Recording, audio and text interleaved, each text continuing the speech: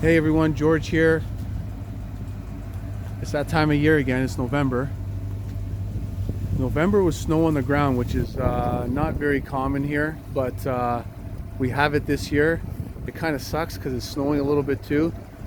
I have some, the Lincoln's gonna get ready to get put away. Just want to take a short video on this. Give you an update. I know some of you have been asking a few questions, so and have been seeing some of the progress on this. It's a slow build, of course.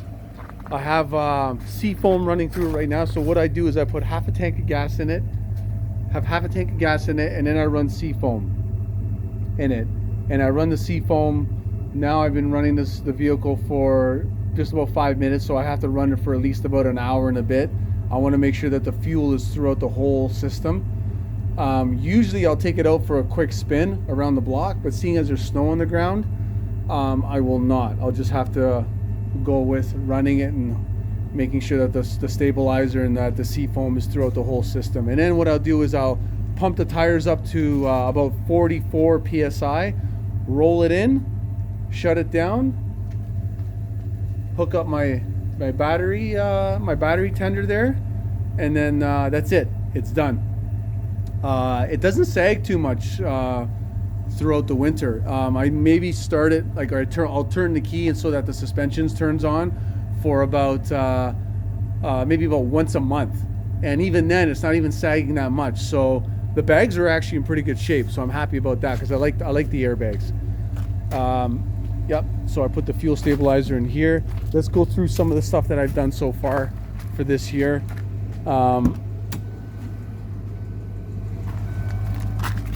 So I changed the pin here. I was going to change the bottom one, but I ran out of time and I wanted to drive it because here in this country, Canada, unlike my y'all in the southern states there, we can only drive these four months out of the year. So if you want to preserve it, that is. So you guys are so lucky. That's awesome. And then what else did I do? So you may have seen the other video where I've done where I was working on this trim piece, because we made the Silver Racing put in my my T5, and then I had to make, so we had to make a cutout. They had to cut this out, and then I had to create a trim piece because it was driving me crazy. So now I have my trim piece. I 3D printed it. Nobody around here anyway in Toronto in Canada, nobody wanted to make any money. I was actually willing to pay someone to trim this off for me and do it, and nobody wanted to take it on. So fuck them.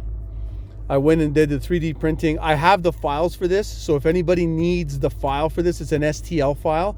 If you can get your hands on a 3D printer, it costed me $2.50 to get this printed at the library. And it's PLA, so it's like a biodegradable plastic. Again, it's just trim, so it doesn't really matter. And what I did is I used JB plastic weld, and I glued it in place. I took this all off. I glued it in place and clamped it down, and let it sit like for, I believe it was like the whole weekend. I just didn't drive it the whole weekend. And then I undid it, cleaned it up, put some chemical guys detailer on it. Before I did that, I sanded it, I painted it a satin black, so it was already black. The PLA was black, so it was good. And then as you may know from before, I have my button here, my push start, which is LED. So this LED ring turns on when I turn the key on, so it's quite nice. What I'm planning on doing is I've seen some guys wrap in carbon fiber wrap, like faux carbon fiber wrap. I think it's a 3M product. So I'm gonna order some from Amazon and see how I can do what I can do with this. I'm gonna take this apart. As you know, it's very simple. It's just this piece here, and it kind of just pops out. And I'm gonna wrap this. I'm gonna wrap this in carbon fiber and see what it looks like. Except for this, of course. I'll leave this, but I'll put the carbon fiber up and around and see what it looks like. And if it looks pretty cool, I'm gonna keep it. And maybe I'll even take this apart and do this too. and I'll stop it there. Maybe if I do carbon fiber here and carbon fiber there, I think that may look pretty cool. I know it would look good here as well. I just don't want to mess around with these too much because it's all old plastic and stuff. But tell me what y'all think in the comments. You know, if I do that, if I do this, I'll do it with this only first, see what it looks like, and then maybe I'll move on to this, and then maybe I'll move up to this, and then that's it, right? Then that's pretty much the whole vehicle, except for this piece here as well. And then hopefully it'll look pretty good. What else am I gonna do? I'm gonna add the front sway bar from a T-Bird with the bushings. I'm gonna order that up. Just get this hood popped, and then some lower control arms from the back. I'll probably put those in because they have some bushings too. This is stuff that I can kind of take if I have the budget for it. Then I'll do it, and I'll do it in the winter in the garage. I'll just wrench away at it. Now under the hood, I know from last time everyone was asking me, how do you keep your engine so clean? Well, there's a few things. One, when the car went in to get the transmission done, the guys at the Silver Racing,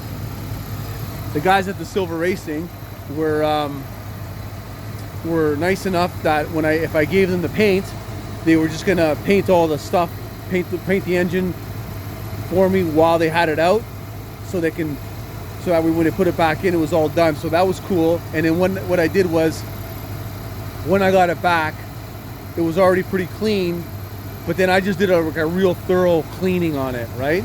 I just went in with some degreaser and just kind of degreased everything that I could.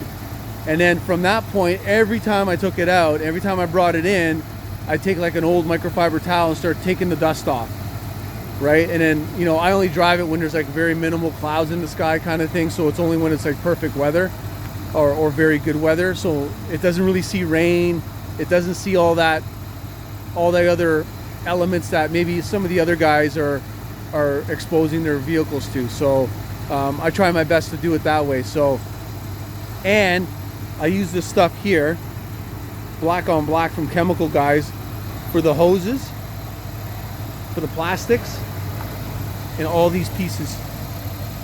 Pretty much every plastic piece you can see here, the hoses here, there. I just spray it on, and then and just leave it. And it looks wet, but it's actually dry to the touch, and it's water-based, so it doesn't attract dust like say an Armor All product would or something like that, and it doesn't do any damage. So, like, look, for example, here's a piece here that I left, just like that. So you can see I did this piece here, and I left that piece. So what I'm going to do is, I'm going to shake this can up.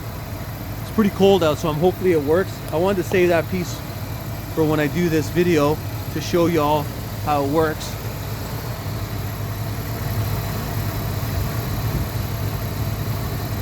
And just spray it on.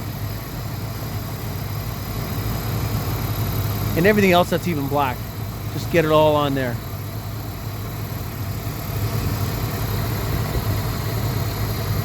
Those pieces too.